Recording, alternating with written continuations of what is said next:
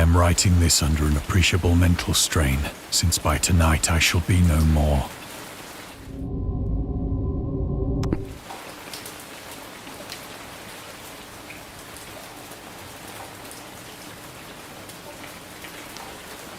Penniless, and at the end of my supply of the drug which alone makes life endurable, I can bear the torture no longer, and shall cast myself from this garret window into the squalid street below. Do not think from my slavery to morphine that I am a weakling or a degenerate. When you have read these hastily scrawled pages, you may guess, though never fully realize, why it is that I must have forgetfulness or death.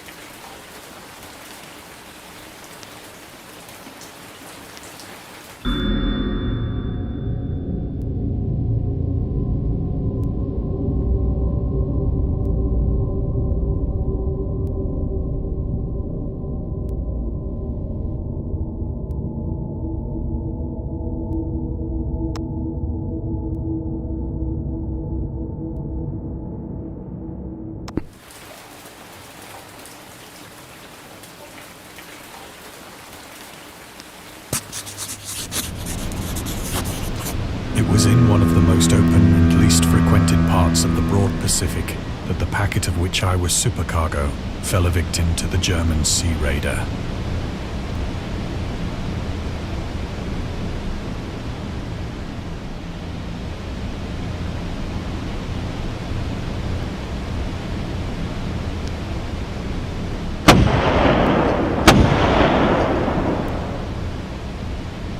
The Great War was then at its very beginning, and the ocean forces of the Hun had not completely sunk to their later degradation.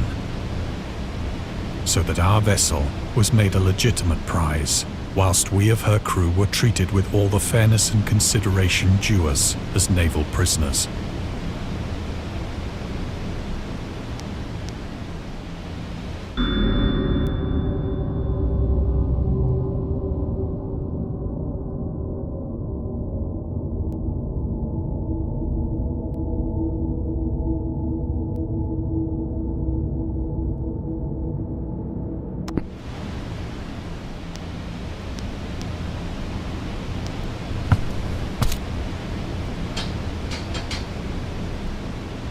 So liberal, indeed, was the discipline of our captors, that 5 days after we were taken, I managed to escape alone in a small boat with water and provisions for a good length of time.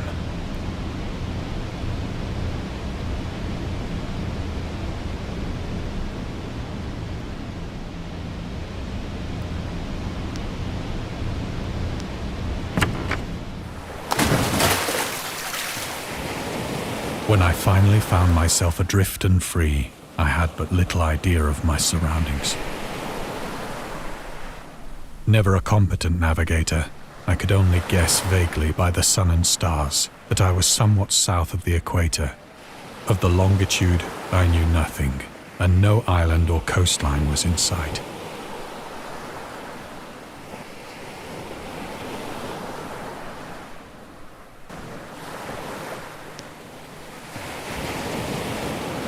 The weather kept fair, and for uncounted days I drifted aimlessly beneath the scorching sun, waiting either for some passing ship or to be cast on the shores of some habitable land.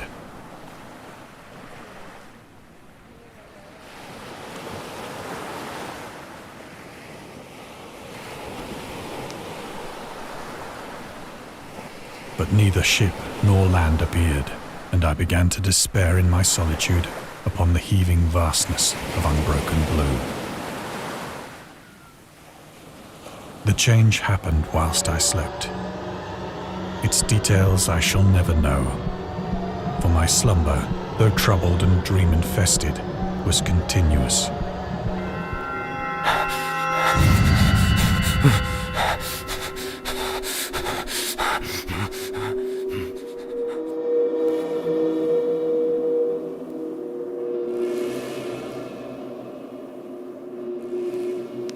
When at last I awoke, it was to discover myself half sucked into a slimy expanse of hellish black mire, which extended about me in monotonous undulations as far as I could see.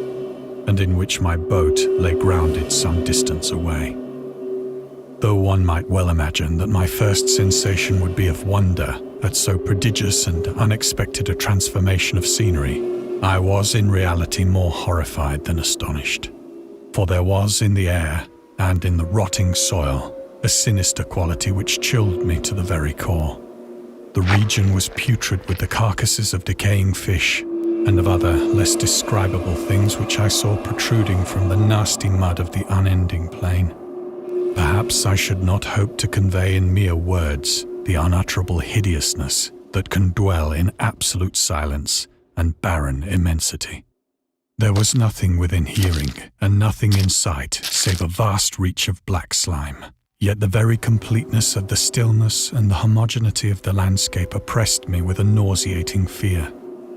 The sun was blazing down from a sky which seemed to me almost black in its cloudless cruelty, as though reflecting the inky marsh beneath my feet.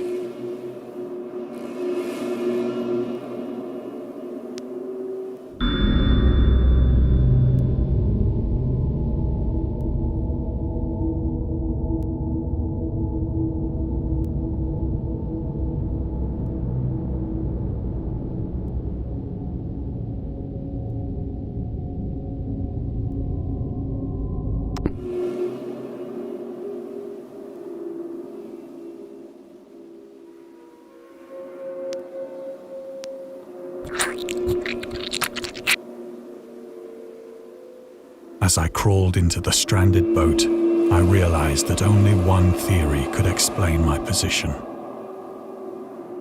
Through some unprecedented volcanic upheaval, a portion of the ocean floor must have been thrown to the surface, exposing regions for which innumerable millions of years had lain hidden under unfathomable watery depths.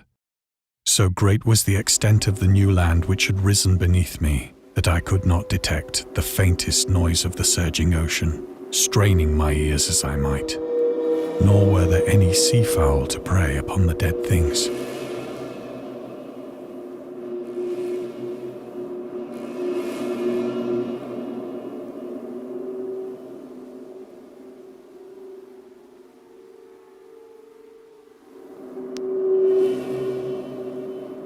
For several hours I sat thinking or brooding in the boat, which lay upon its side and afforded a slight shade as the sun moved across the heavens. As the day progressed, the ground lost some of its stickiness and seemed likely to dry sufficiently for traveling purposes in a short time. That night I slept but little, and the next day I made for myself a pack containing food and water, preparatory to an overland journey in search of the vanished sea and possible rescue.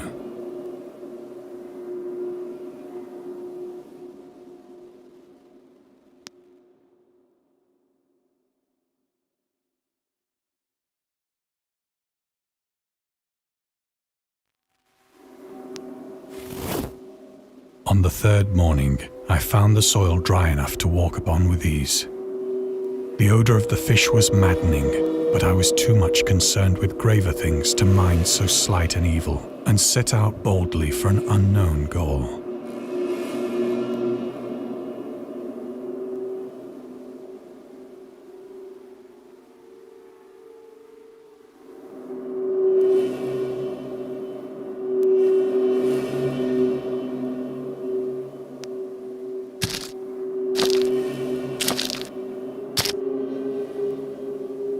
All day I forged steadily westward, guided by a faraway hummock which rose higher than any other elevation on the rolling desert.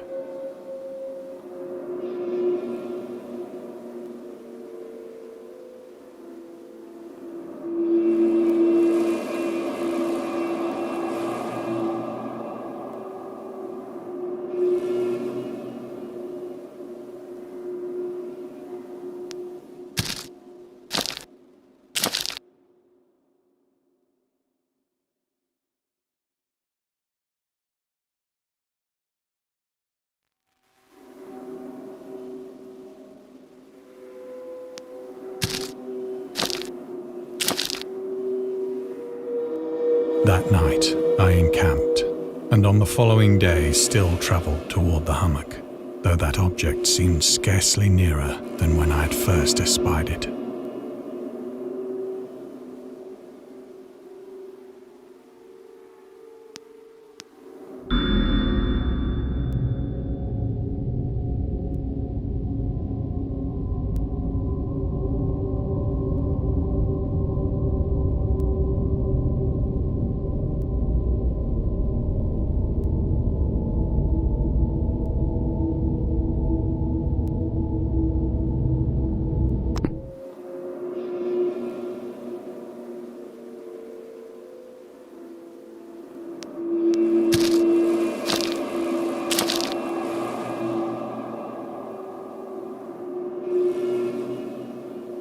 By the fourth evening, I attained the base of the mound, which turned out to be much higher than it had appeared from a distance.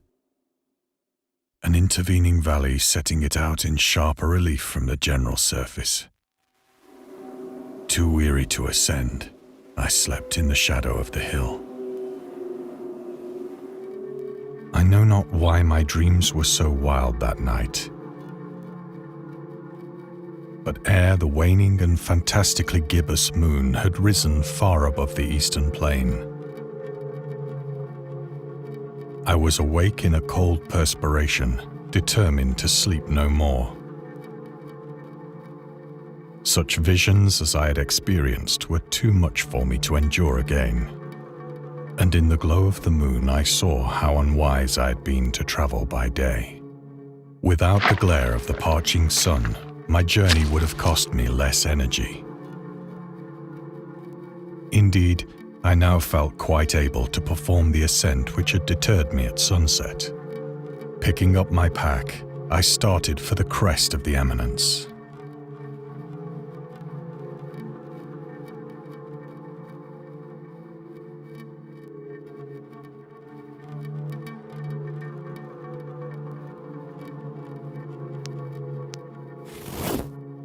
I have said that the unbroken monotony of the rolling plain was a source of vague horror to me. But I think my horror was greater when I gained the summit of the mound and looked down the other side into an immeasurable pit or canyon, whose black recesses the moon had not yet soared high enough to illumine. I felt myself on the edge of the world, peering over the rim into a fathomless chaos of eternal night. Through my terror ran curious reminiscences of Paradise Lost and of Satan's hideous climb through the unfashioned realms of darkness. As the moon climbed higher in the sky, I began to see that the slopes of the valley were not quite so perpendicular as I had imagined.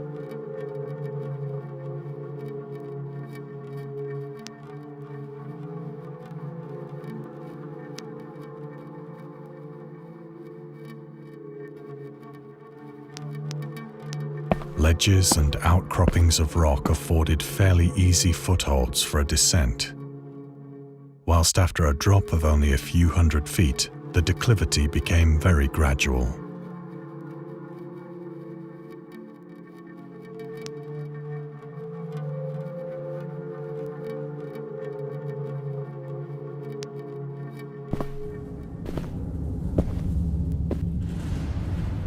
Urged on by an impulse which I cannot definitely analyze, I scrambled with difficulty down the rocks and stood on the gentler slope beneath, gazing into the Stygian deeps where no light had yet penetrated.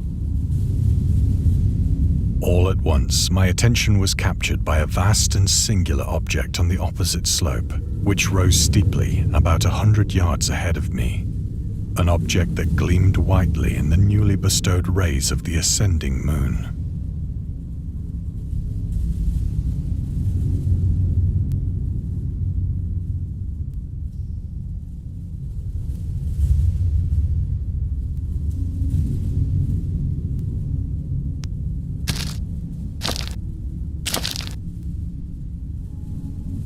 That it was merely a gigantic piece of stone, I soon assured myself. But but I was conscious of a distinct impression that its contour and position were not altogether the work of nature. A closer scrutiny filled me with sensations I cannot express.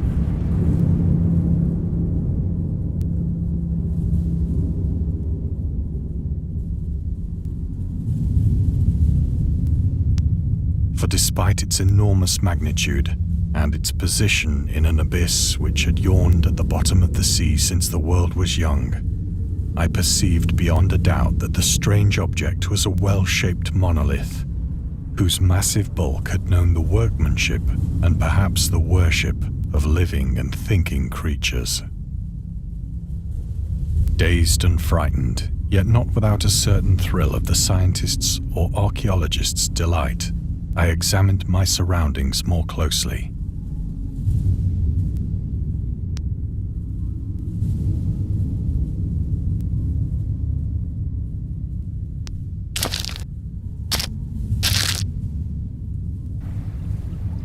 The moon, now near the zenith, shone weirdly and vividly above the towering steeps that hemmed in the chasm, and revealed the fact that a far-flung body of water flowed at the bottom, winding out of sight in both directions and almost lapping my feet as I stood on the slope. Across the chasm, the wavelets washed the base of the cyclopean monolith, on whose surface I could now trace both inscriptions and crude sculptures.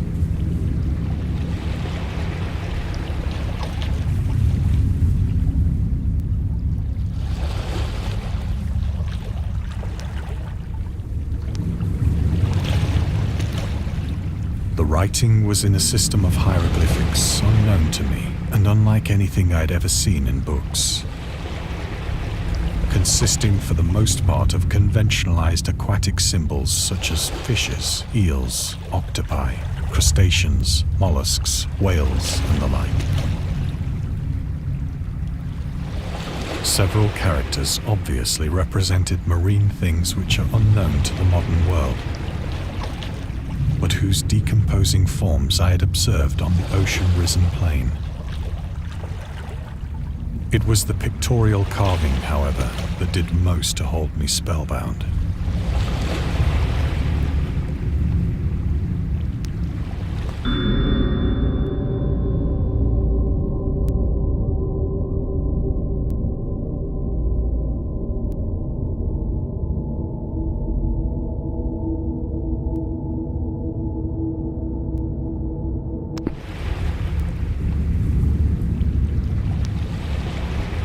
Plainly visible across the intervening water on account of their enormous size were an array of bas-reliefs whose subjects would have excited the envy of a Doré.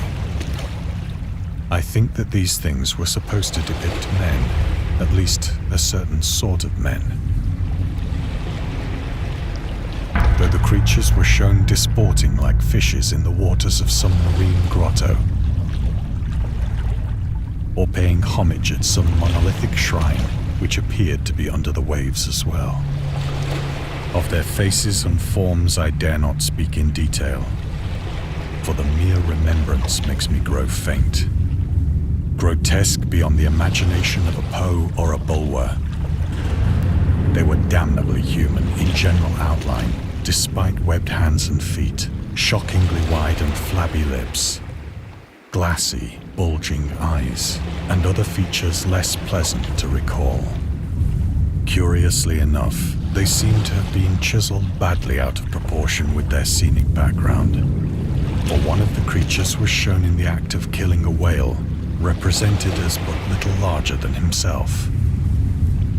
I remarked, as I say, their grotesqueness and strange size, but in a moment decided that they were merely the imaginary gods of some primitive fishing or seafaring tribe. Some tribe whose last descendant had perished eras before the first ancestor of the Piltdown or Neanderthal man was born.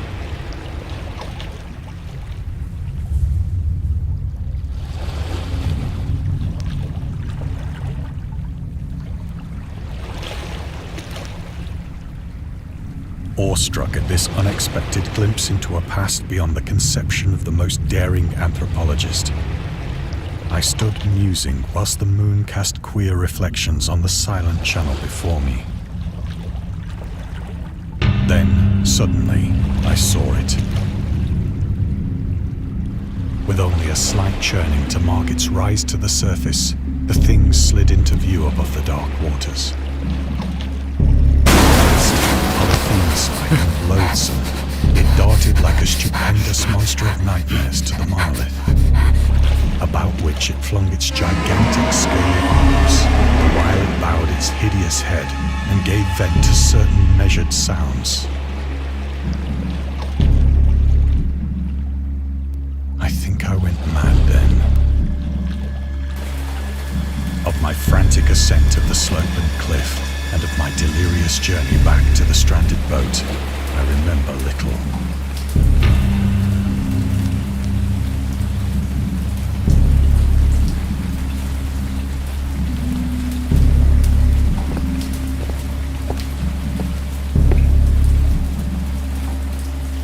I believe I sang a great deal and laughed oddly when I was unable to sing.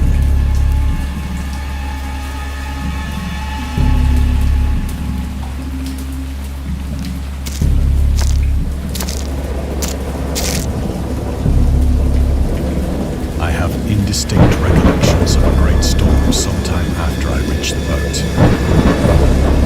At any rate, I know that I heard pearls of thunder and other tones which nature utters only in her wildest moments.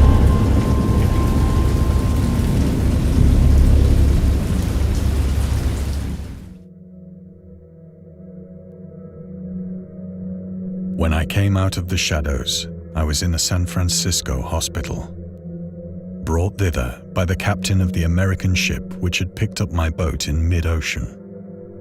In my delirium, I had said much, but found that my words had been given scant attention. Of any land upheaval in the Pacific, my rescuers knew nothing. Nor did I deem it necessary to insist upon a thing which I knew they could not believe.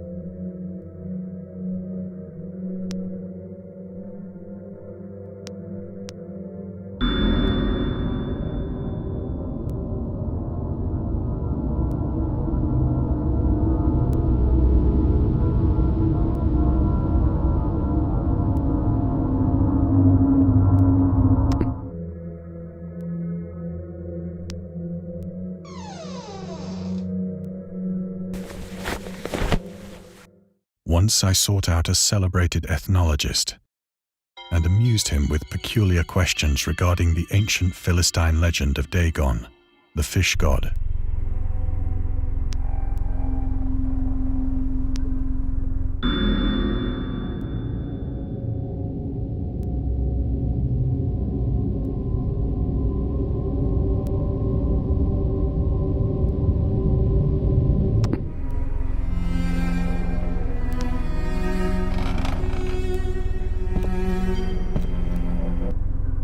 But soon perceiving that he was hopelessly conventional, I did not press my inquiries.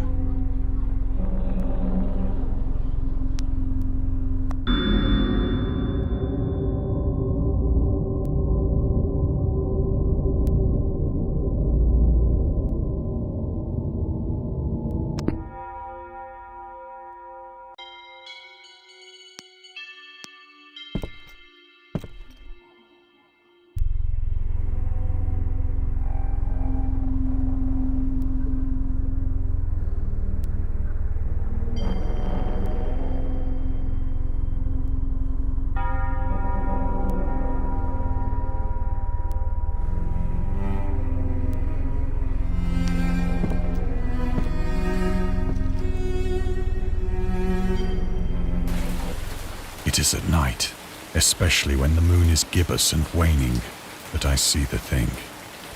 I tried morphine, but the drug has given only transient surcease and has drawn me into its clutches as a hopeless slave. So now I am to end it all, having written a full account for the information or the contemptuous amusement of my fellow men.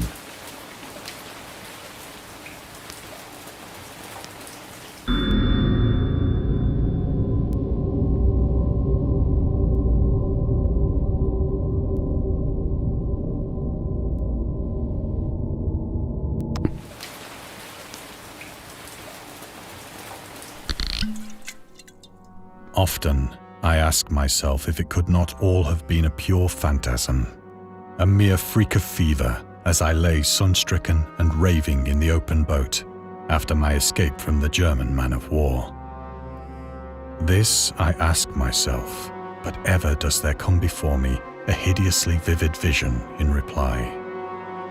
I cannot think of the deep sea without shuddering at the nameless things that may at this very moment be crawling and floundering on its slimy bed, worshipping their ancient stone idols and carving their own detestable likenesses on submarine obelisks of water-soaked granite.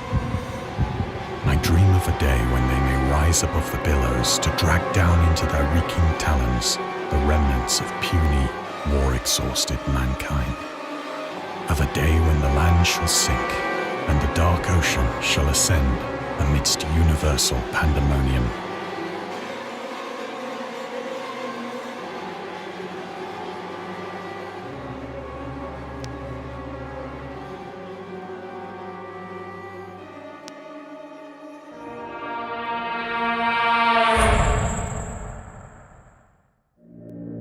The end is near.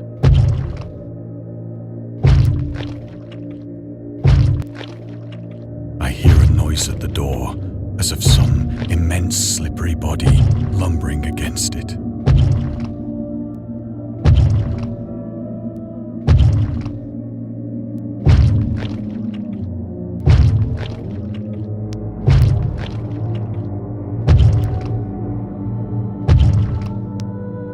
It shall not find me.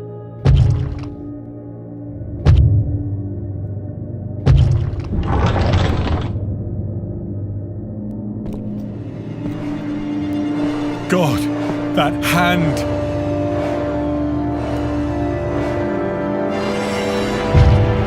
The window! The window!